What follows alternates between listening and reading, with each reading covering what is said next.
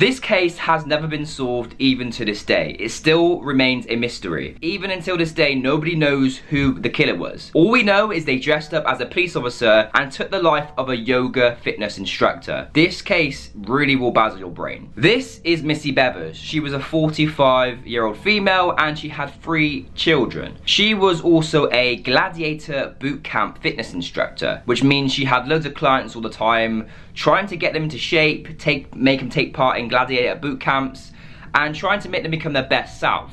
Now, she would regularly host classes at her local churches and private functions, and she had a lot of clients. She was known as somebody who was a very good fitness instructor, and if you wanted to get into gladiator boot camp, she was the woman to go to. And unlike any normal day, she was basically going to do her same work. She was going to go to her classes, have her clients come in, and really do a big gladiator boot camp. On April the 18th, 2016, she arrived in Texas to do one of her classes. She got to her local church in Texas. She was early, so she wanted to set up the classes for her clients, and she got there a bit earlier than usual, just so her clients get there, you know, everything's ready. And it was a normal day for Missy Bevers. It was literally a normal day. Nothing out of the blue was happening. She was ready to teach them boot camp, gladiator boot camp, until the day went really down south. So she actually got to the church in Texas, which is literally just 20 minutes away from her house. So it's not far at all. And she got to the church in Texas, which is one of her local ones, at 4 a.m.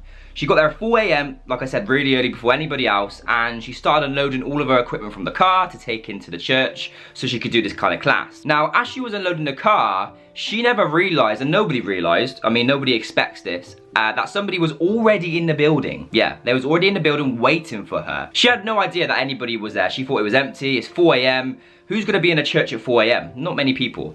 So she was just getting equipment out of the car, taking it into the church, and yeah, there was someone inside of the church waiting for her. Now, behind me is CCTV footage of the killer already in the building. The killer went into the building at around 3:50 a.m, so just 10 minutes prior to Missy Bevers getting there. Basically, he was just waiting inside the building. He was pretending to be a police officer, as you can see here. At least that's what was assumed by everybody. Like, why would a police officer be in a church without any call?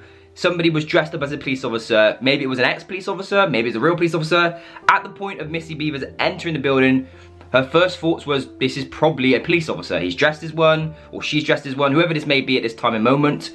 They had no idea that it wasn't a police officer. After Missy Bevers went into the building and saw this police officer, not long after that, the police officer killed Missy Bevers. There was several punches to her head and her body, and she was basically just quickly killed, effectively. There was no real kind of deceptive plan as to what they were gonna do. They kind of just basically punctured her head and punctured her body, and she was pretty much pronounced dead at that moment in time. 45 minutes after she was sadly punctured, her clients came to class as they normally would. They turned up, they unpacked their cars, they came in to find their instructor on the floor, passed away. It must have been a very sad sight to see. Nobody expects to see that, you know, at like 5 a.m. in the morning, or even at any time. It really would have been a graphical vision, and her clients would have been very distraught by this. Now, obviously, her clients called the police came, they investigated, and for a while, they instantly wanted to figure out who would do this. Like, the first thing to think of is, okay, who is the guy who killed, or who is the female who killed Missy Bevers? Why did they do it? How did they do it? And most importantly, who are they? These were all the main 3 questions the police wanted to find out immediately. It's a very sad case, and the police wanted to get the killer off the streets as fast as they could, because not only are they dressed in a police officer outfit, that means they could be one of them. It could be one of them betraying their own police force, or it could be somebody impersonating a police officer. So we looked a bit deeper into the story, and there's a few things that still remain a mystery, but there's a few people who were suspects in killing Mrs. Bevers. Now, Missy Bevers' husband, Brandon, had an alibi, and he was actually on a fishing trip in Mississippi at the time. When they checked Mrs. phone, and they checked the conversation between her husband and her, they found out that there may have actually been an affair going on. There was many messages on the phone talking about an affair between the two, and this led the police to instantly thinking, okay, well, perhaps the husband's trying to get revenge on his wife, you know, for having an affair, or an alleged affair.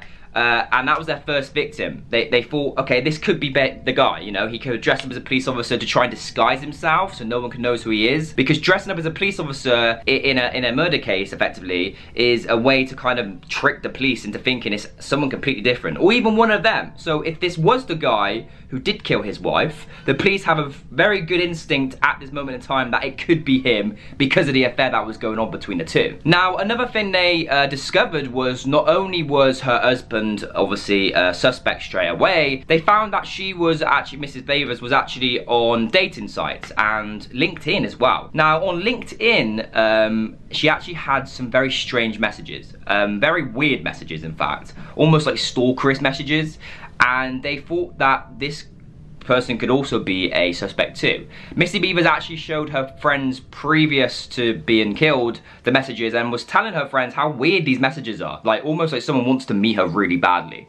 So that person was also a suspect who they found on LinkedIn, and he was also taken in to question effectively. Now, on April the 22nd, which was just 4 days after her death, her father-in-law Randy actually did something very crazy. Now, her father-in-law Randy actually took a t-shirt to the dry cleaners. Now, this wasn't a normal t-shirt. This t-shirt was covered in blood. The police obviously instantly thought that, you know, okay, well, we've got him, we've got the guy. If this blood matches Mrs. Beavers, then obviously he's the guy potentially who did this to her. Now, Randy basically said that he split up a dog fight, and the blood on the t-shirt was from dogs because he tried splitting up a dog fight. He explained the blood is animal blood.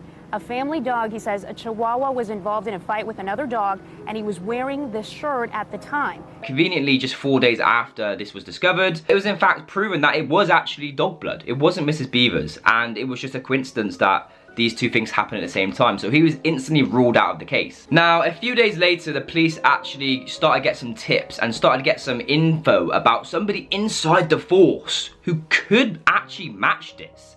And this was Bobby Wayne Henry. Now, this was a tactical ex-police officer. He was somebody who had a very high power and could have potentially also done this.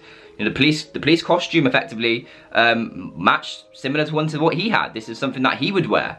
And he was then a prime suspect in this case because, you know, he was kind of being eerie out about the situation, and people generally thought that this could be him too. Now, the police spoke to Bobby, who was a tactical police officer in the past, and he said that this wasn't him because his police costume, his outfit doesn't fit him no more. It wouldn't be him. Now, the police didn't believe him at first because the CCTV footage right here of the person who was dressed as a police officer in the building at 3:50 AM had a very distinct walk. They walked a certain way, their right foot kind of pushed out. And this was identical to Bobby. Bobby also had the same thing. He too had the same walk, which made the police very, very suspicious that this could be Bobby.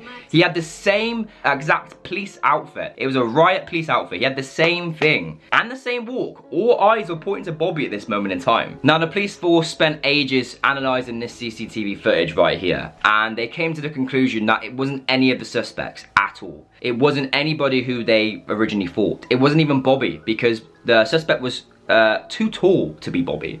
So he was ruled out as well. So at this point, the police have no suspects. They thought it was all these couple of people, and it wasn't a single one of them. The police started scratching their heads. They didn't know who this was. All they knew is somebody had a police riot outfit who was in the church at 3:50 AM, and whoever it may be must have known the police or known a police officer, or specifically a tactical police officer. Riot uniforms are not something you can just buy, especially the legitimate ones.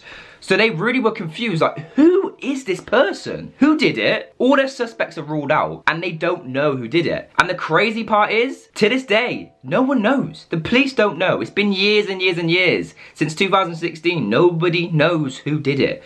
The police cannot analyse who was the person in this CCTV footage who murdered Missy Beavers, and they still to this day do not know. They got away with it effectively. Until this time, they don't know. Whoever it was has gotten away with it. And they don't know the intentions, they don't know why they did it, they don't know what they had against Missy Beavers, they don't know why they did it.